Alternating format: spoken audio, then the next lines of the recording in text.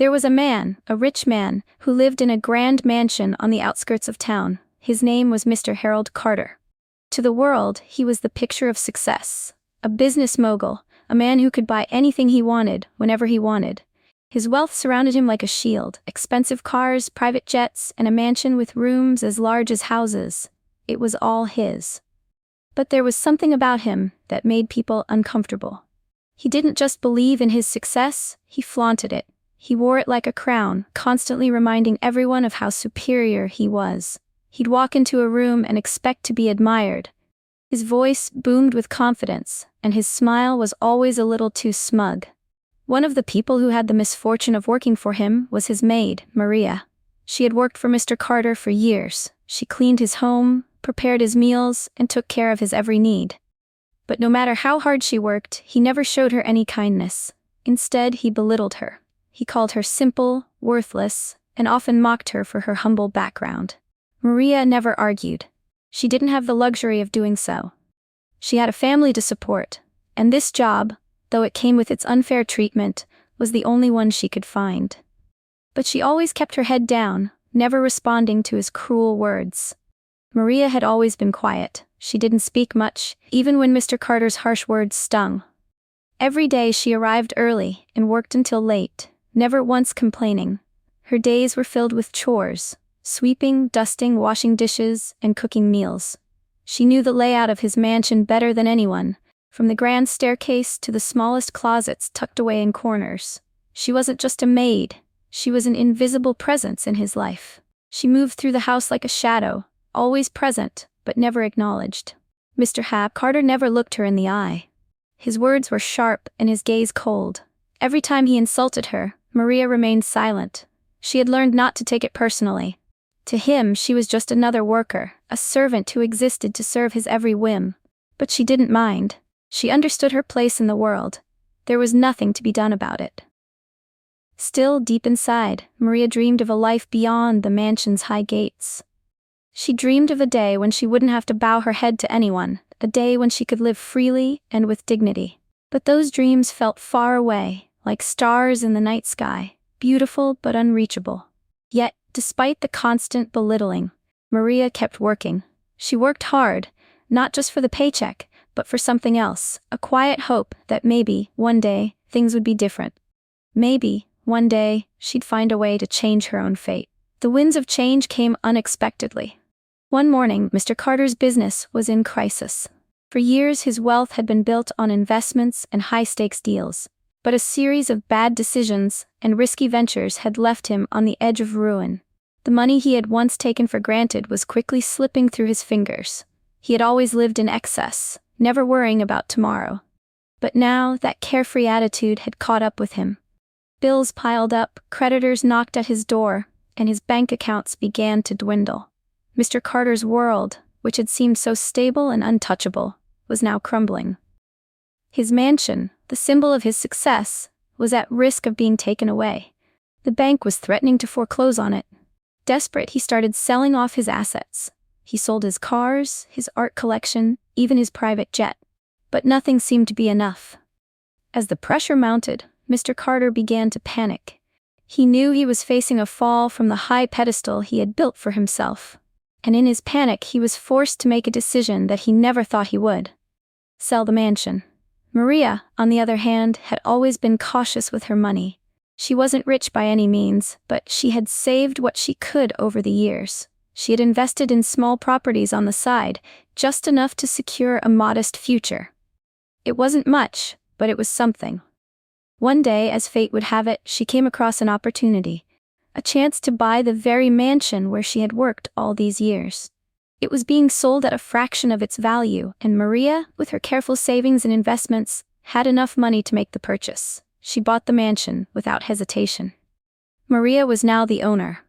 It was a quiet afternoon when Maria sent the letter to Mr. Carter. The mansion, once his domain, now belonged to her. She had the title deeds in hand, the power in her grasp. She wasn't sure how he would react, but she didn't care. This was the life she had worked for. No more insults, no more being belittled. The letter was simple but to the point. Mr. Carter, I am writing to inform you that as of today, I am the owner of the property you are residing in. I request that you vacate the premises within the next 30 days. When Mr. Carter received the letter, he nearly couldn't believe it. He thought it was a mistake. Maria, his maid, the one he had treated so poorly for years, was now his landlord? He laughed at first, thinking this was some kind of joke, but when he saw the official documents, his laughter died. He was shocked, he was humiliated. The maid, the woman he had belittled every day, was now in control. He had always seen himself as the one who had the power, the one who gave orders. But now he was the one being ordered. It felt surreal. Mr. Carter immediately called Maria, his voice frantic. He tried to reason with her, to plead with her. "Maria," he said, his tone desperate, "you can't do this. I've been a good employer, I've given you work, haven't I? You can't just throw me out like this." But Maria remained calm, her voice steady. "Mr. Carter," she said, "I'm not throwing you out. You've been given ample time to make things right, but now it's my turn. I've worked hard for this, and it's time for you to leave." There was no anger in her words, only the quiet confidence that comes with knowing she had earned her place. Maria was now the one in control. She wasn't just the maid anymore. She was the one giving the orders.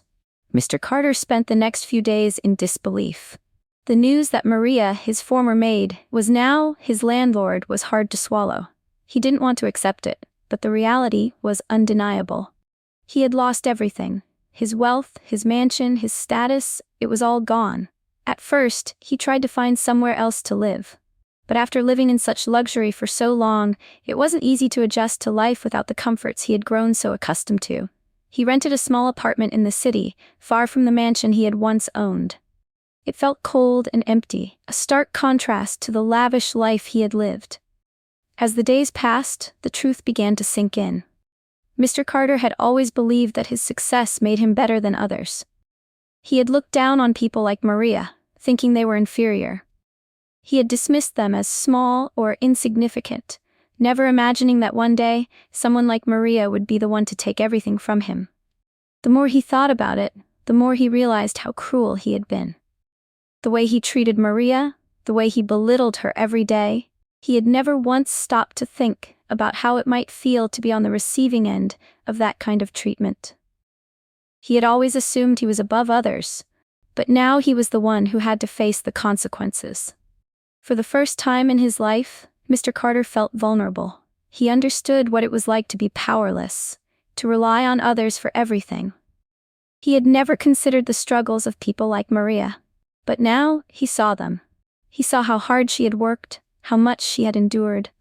She had never asked for his kindness or respect, but now she had earned both.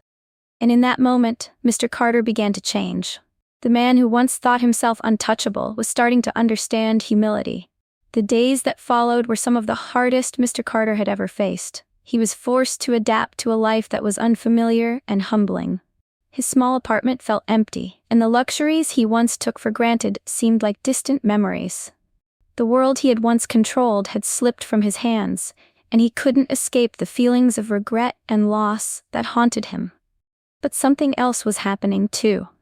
Slowly, Mr. Carter began to understand the reality of what he had put people like Maria through.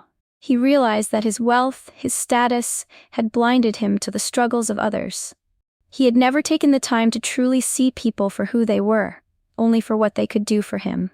And now, he was on the other side of that equation. It wasn't easy to admit, but Mr. Carter began to feel respect for Maria. She had always worked hard, but he had never seen it. He had mocked her for her simple life, never once recognizing her strength, her resilience.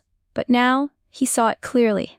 She had earned everything she had, not through arrogance or entitlement, but through patience and hard work.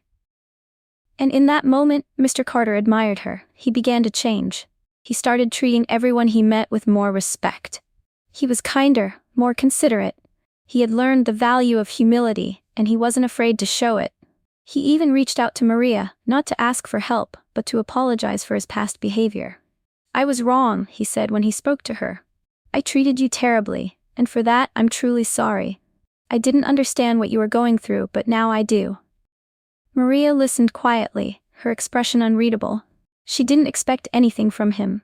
But in his apology, she saw that he had learned something valuable. He was no longer the man who had once belittled her. He was someone who had been changed by the experience. It wasn't a grand gesture, but it was enough. As the weeks passed, Mr. Carter continued his new life. He worked harder than he ever had before, not just for money but for a sense of purpose.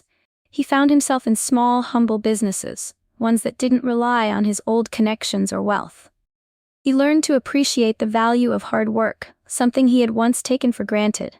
Though he no longer had the mansion, Mr. Carter had something far more valuable: his integrity. He no longer felt the need to boast about his success. His new life was quieter, simpler, but it brought him peace. He had made mistakes, but he was finally at a place where he could start over. Maria, now the proud owner of the mansion, continued her life with a sense of quiet confidence. She didn't flaunt her wealth or her power. She had earned it, but she wasn't the type to boast about it. Instead, she found joy in the little things: a quiet evening in her grand home, the satisfaction of knowing she had built this life from the ground up. She didn't let her success change her. She had always been strong, and now she was even stronger. She treated others with kindness and respect, remembering the struggles she had faced and the people who had helped her along the way. For Mr. Carter, the story wasn't about revenge or victory. It was about learning a lesson. He had been humbled, and in the process, he had found a new way to live. The days of arrogance were behind him, and while he would never forget the maid who had become his landlord, he no longer saw her as the woman he once belittled. He saw her as someone who had become his equal. Maria had shown him that sometimes life's greatest lessons come when you least expect them.